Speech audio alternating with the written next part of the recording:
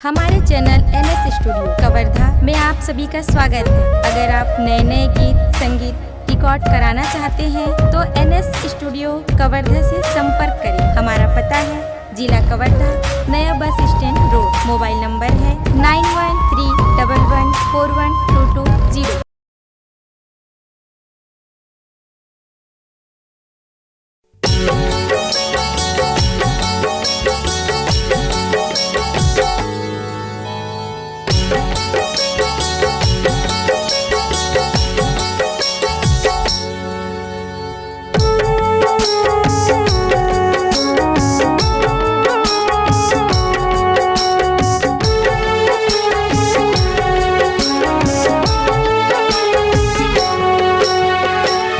बड़े घर के बेटी मैं हाँ, गरीब घर के बेटा मैं हाँ।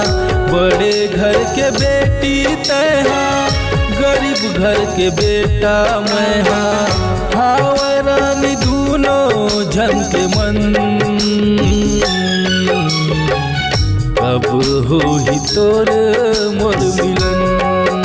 अरे दीवानी कब हो ही तोर मोर मिलन। बड़े घर के बेटी मैं हूँ, गरीब घर के बेटा मैं हूँ। बड़े घर के बेटी मैं हूँ, गरीब घर के बेटा मैं हूँ। हवे राजा दोनों जन के मन, कब हो ही तोर मोर मिलन। अरे दीवाना कब हो ही तोर मोर मिलन।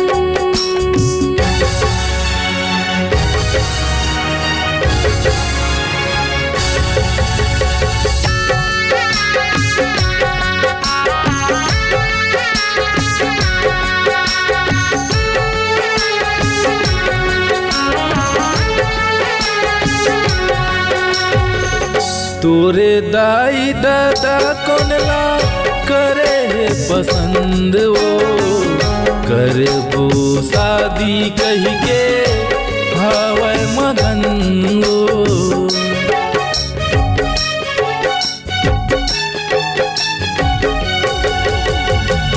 तोरे दाई दादा कोनला करे है पसंद वो, करबो शादी कही के हवै मगन वो। करबो शादी कही के हवै मगन वो। चले जाबे गोरी तैहा, मर जाहूँ रानी मैं हाँ। चले जाबे गोरी तैहा, मर जाहूँ रानी मैं हाँ। हवै रानी दूनों झन के मन, कब हो ही तोर मोर मिलन। अरे दीवानी कब हो ही तोर मोर मिलन।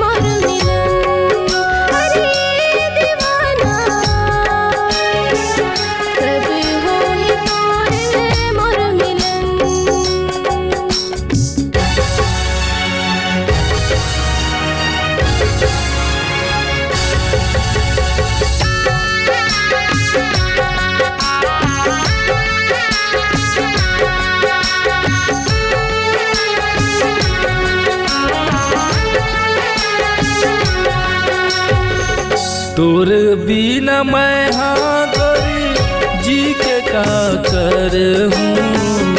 माया करे हो तुरसे तुर पर मैं लड़ूं।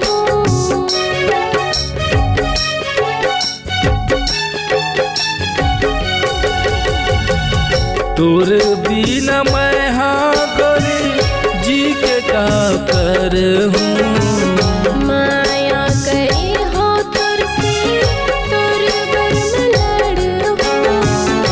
माया करे हो तुरसे तुर पर मैं लड़ूं। मोरे अंगना पे राजा लेके आजा बैंड बाजा। मोरे अंगना पे राजा लेके आजा बैंड बाजा। हावे राजा दोनों छन के मन। अब हो ही तोर मोर मिलन। अरे दीवानी कब हो ही तोर मोर मिलन। कब हो ही तोरे मोर मिलन।